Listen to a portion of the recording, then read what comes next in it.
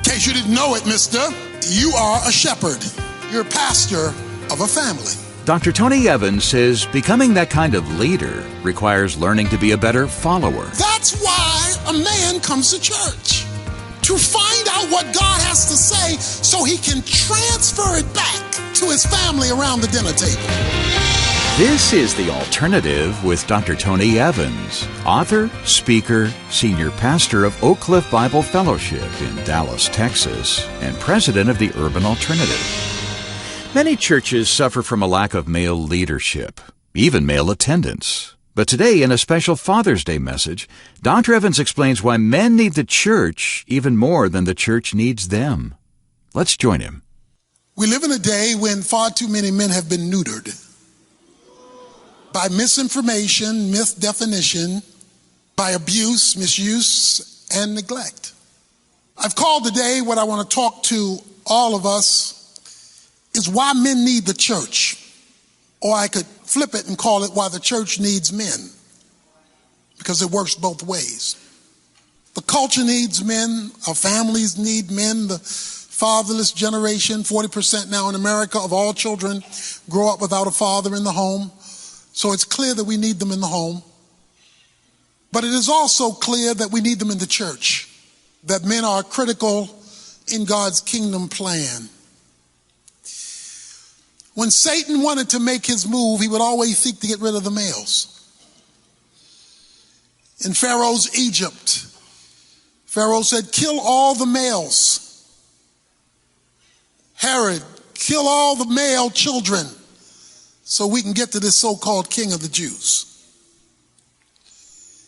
Get rid of the men, or the men to be, in order to stifle the culture. In what I share today, I am in no way seeking to reduce, limit, or underappreciate the critical, essential, necessary, important, and potent role that women play in God's economy and in God's kingdom. But neither do I want to neuter the strategic and critical and unique role that men have been called to play in God's kingdom either. Paul wrote his son in the ministry, Timothy, a reasonably young pastor who was, to use our contemporary nomenclature, the senior pastor at Ephesus Bible Fellowship. Ephesus is the one church that's written about more than any other church in the New Testament. Acts chapter 18, 19, and 20. Then the whole book of Ephesians. Then the first church written in the book of Revelation. The church at Ephesus. It's spoken about over and over again. They have discovered the city of Ephesus and these archaeological ruins, and they've discovered the houses of the elite plus the houses of the common folk, and they've discovered and reconstructed the commercial district of the city. Its long winding roads. It was the creme de la creme of the New Testament world in Asia Minor, the city of Ephesus, where the Ephesians lived and where the church of Ephesus was founded by the Apostle Paul. It was founded during a time of great idolatry. The temple of Diana was there. Great idolatry, but it was known for great profit and great business and great commerce. And in the midst of this potent community, Paul writes this young pastor and he says, now I want to write you to tell you how the church is supposed to work. I don't want you to go downtown to get your instructions. So you ought to get your instructions on the church from the Word of God, which is the ground and pillar of the truth. One of the things you see, and this is what Paul is alluding to, are these mammoth pillars in Ephesus that were to hold up structures. He says the church is the ground and pillar of the truth. It's supposed to hold up the truth no matter what the culture is saying, no matter what's popular, no matter what's the in thing to do, no matter what is politically correct, no matter what is popular around town, all of that is inconsequential to the truth. And the job of the church is to hold up the truth, not satisfy the culture. The job of the church is to hold up God's standard, not make everybody feel good or not make you popular necessarily. And so we have this issue of men, and it is addressed here and other places, but we will use this as our popular reference point to speak the truth about men in general, but specifically men in the church. One thing is clear in Scripture. When men relinquish their roles, they have opened the door for the devil. The first thing that men ought to be doing is leading out in prayer. He's talking about the church here, and he says, what I want is I want men, he says, in chapter 2, verse 8, in every place to pray. Most of the time in church, when it comes to prayer meeting, they're women. When it comes to sports, there's men. Oh, for the day at the church, our church, this church, that the men say to the ladies, you stay home, I'm going. Because I need to call down heaven on our situation. I need to call down heaven on our financial problems. I need to call down heaven on what's on the protection of our children. I need to draw down heaven. Let men in every place pray. Let men call down heaven and intercede on behalf of earth. The church is to equip men, call men to prayer. It's also to call men to pastoring. That is shepherding. And every man here who has a family has been called to pastor. Let me show you how serious your pastoral role is. Let me read it for you in 1 Corinthians chapter 14. In 1 Corinthians chapter 14, this is what he says in verse 34. The women are to keep silent in the churches. We'll talk about that in a moment. For they are not permitted to speak, but are to subject themselves, just as the law also says. If they desire to learn anything, let them ask their husbands at home. For it is improper for a woman to speak in church. Okay, now I didn't write this, so don't shoot the messenger. But I'm going to explain it as we go along. He says, if the wife has a question, let him ask her husband at home. Now that assumes that the husband can answer it.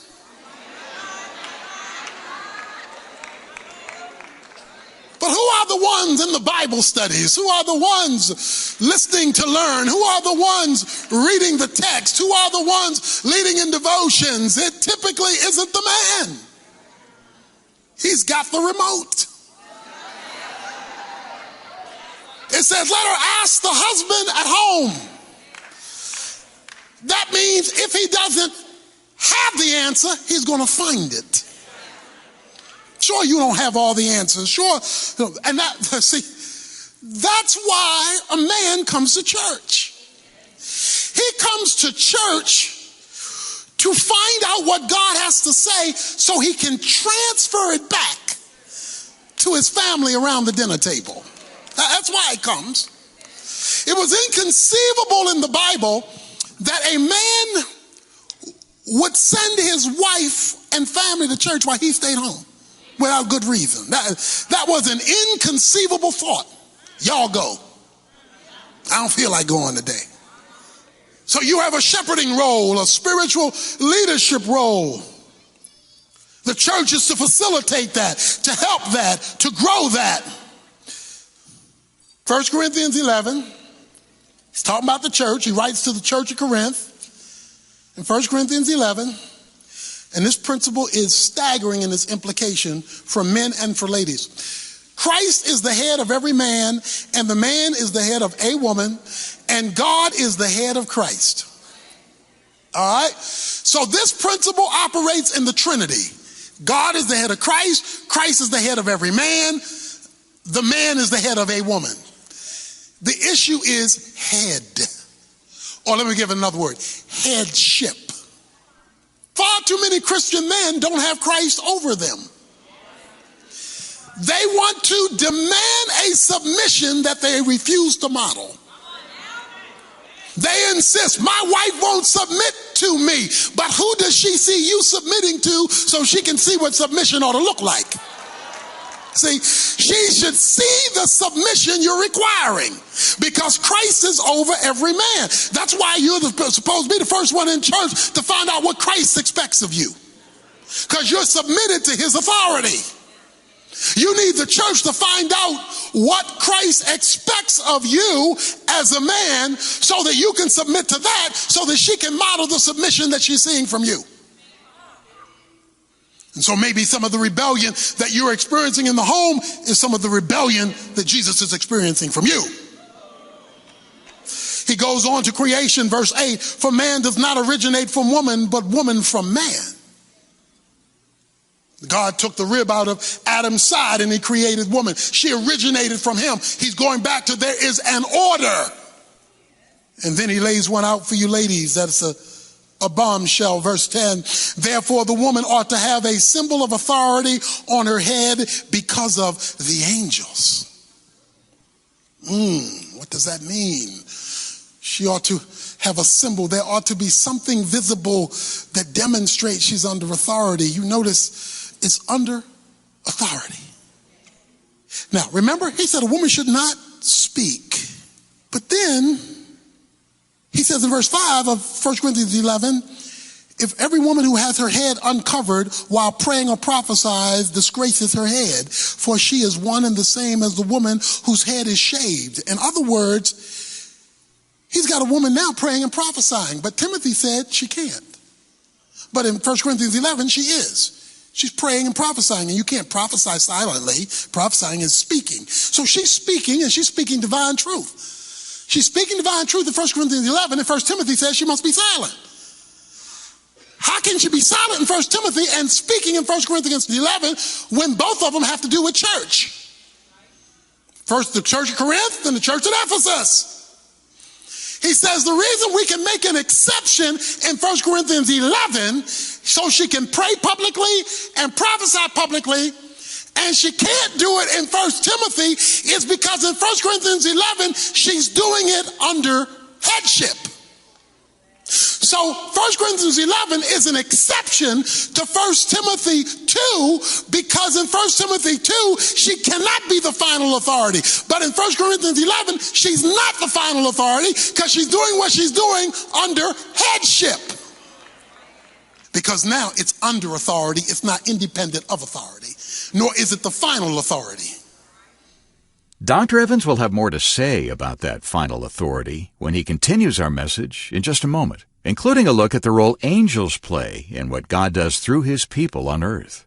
Right now, though, he's here with this thought for us. Dr. Evans? The greatest need in our world today is for Jesus Christ, the living Savior who died on the cross, who's risen and sits on the right hand of the Father.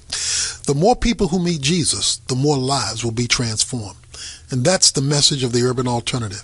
That's the essence of my ministry. Would you become a partner with us at the Urban Alternative so that we can take the good news of Jesus everywhere we can, through every means we can, for the transformation of lives? Without the faithful support of our partners, there would be no way we could keep bringing you this broadcast each day. So as our way of saying thanks to anyone who can come alongside us right now with a contribution of any amount, we'd like to send you a copy of Tony's best-selling book, Kingdom Man.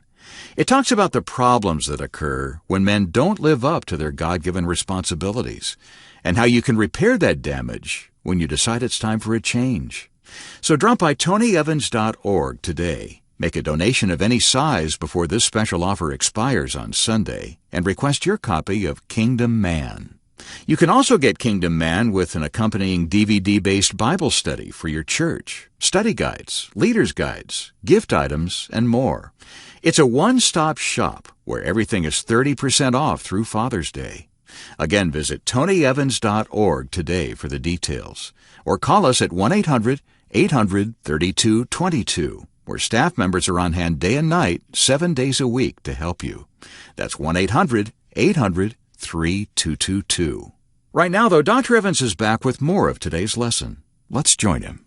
The reason why you have to stay in line in the church, he says, is because of the angels. What's angels got to do with this? All right. Angels have a full-time job. You see it in St. John chapter 1. Jesus tells Nathanael, you will see angels going up and down the Son of Man. What are angels? They're God's post office. They're God's delivery boys. They're God's delivery system. In other words, when Jesus wants to do something on earth, he sends an angel. Angels means messengers. He has a messenger carrier service whose job it is to carry from heaven down to earth. But the angels only work if authority is intact. If headship is operating properly. If headship is not operating properly, then the angels are put on hold. So if you're out of order, you're blocking prayer and being answered. So ladies, if you illegitimately are rebelling against your husband, then you're blocking God answering your prayers. You may be the delay to God answering your prayers because you're operating out of order. Or man, you could be blocking it because you're not operating under Christ, so it's keeping her from operating under you, so everybody's out of line. It says because of the messenger service. You need the church to make sure that things are in alignment so that God is free to respond with his messenger service. Our Jewish father understood the importance of the temple, the church. He'd be the first one up in the morning.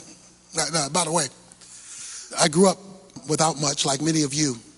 My father got to work sometimes. Other times he didn't get to go to work because he was a longshoreman, and you do that by what they call orders. You had to be called in when the boat was coming in to unload the boat as the stevedore longshoreman. Since the time he got saved, I cannot remember one time him asking me, do you feel like going to church? I'm trying to remember, but I can't remember one time where the only way I got out of church was a lie. I had to lie my way out of church. I'm sick. Oh, I feel so bad. I wasn't sick. I didn't want to go. Because as head of the house, worship was never an option. It was not a vote. You hear some fathers say, well, I don't want to make my kids go to church. You make them go to school.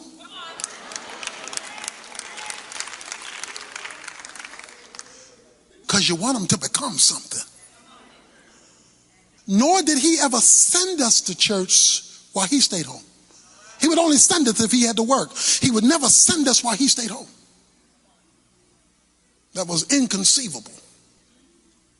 Because a man of the kingdom who is also a man of the church understands that that is his role as head. To lead in the worship of his family, or as Joshua put it in Joshua 24:15, as for me and my house.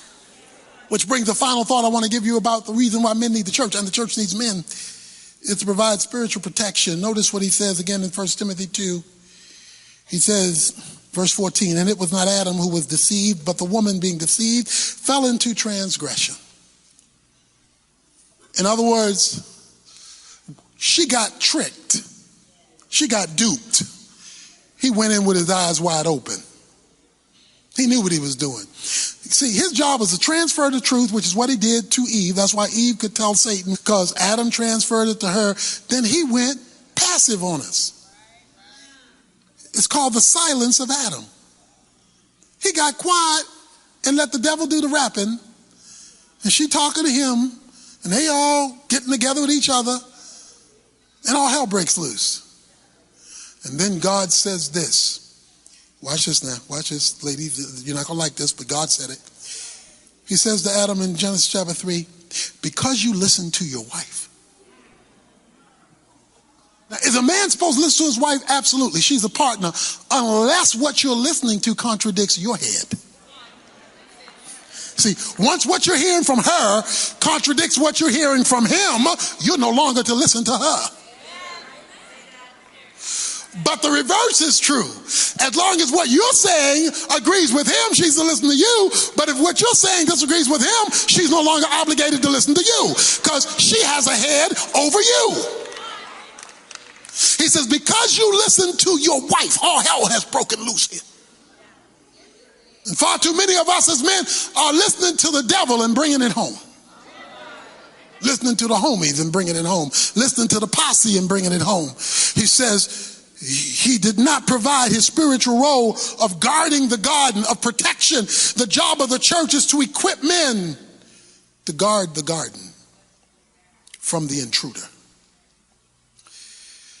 We have a generation of boys today who are not going to make it to manhood. They may make it physically. Far too many are tied to boyhood. And that's why they'll send a woman out to work while they stay home. That's boyhood. He says in chapter 5, he says, it is horrible a man who does not provide for his family. If anybody stays home, it should be her, not you. Then there's manhood. Kingdom man is a person who exercises authority and responsibility under God. There should be no boy in our church, at least, who doesn't know what it is to be a man, even if he doesn't have a father in the home. Because if he does not get that, then he may grow up to be a man just like his mother. A neutered male. Dr. Tony Evans, talking about the importance of men being potent leaders in their homes. And he'll come back with a final illustration for us in just a moment. Our message today was called Why Men Need the Church. And if you'd like to add it to your home or church library, you can request it on CD or DVD. Just visit tonyevans.org for the details. And when you do, don't forget to request your copy of Tony's best-selling book, Kingdom Man, our thank you gift when you help our ministry stay strong through the summer months with a contribution of any amount. Contact us right away because this special offer is only available through the weekend. You can get all the information you need and make your request online at tonyevans.org. Or let one of our staff members help you by calling us at 1-800-800-3222. If you were interested in flying a plane or performing surgery, you'd go to flight school or medical school. But where do men go to learn to be godly men? That's Dr. Evans' subject tomorrow, so don't miss it. In the meantime, he's back now with a final illustration to wrap up today's lesson. The central position on a football team is the quarterback. The most valued position, the highest paid position, because he is the leader. He is the leader. He calls the play. He rallies the troops because he's the leader. Now, different quarterbacks have different personalities. Some of the big rah-rah guys. Others are not rah-rah guys, but they know how to take care of business because they're the quarterback. Let me tell you something else quarterback's got to be able to do. Hot one, hot two, hot three. He gets the ball. He fades back. And all of a sudden, he is under attack. The linemen are coming after him, and there's linebackers or defensive backs who are blitzing him. Some will be coming that he can see, others will be coming on his blind side. He should do his best to avoid being tackled, to avoid being thrown down. He should do his best, but sometimes he can't get away. Sometimes he can't run far enough or fast enough. He's under too much attack. But because he is the leader, he must be willing to take the hit. He must be willing to get sacked. He must be willing to be thrown behind the line of scrimmage. He must know that there are going to be times it's going to get rough back there. But hey, you're the leader. Take the hit. And when you get hit, don't fumble the ball. Because that's what you've been called to do. Don't tell me you want to be a quarterback and you're not willing to take the hit. The Alternative with Dr. Tony Evans is brought to you by the Urban Alternative and is made possible by the generous contributions of listeners like you.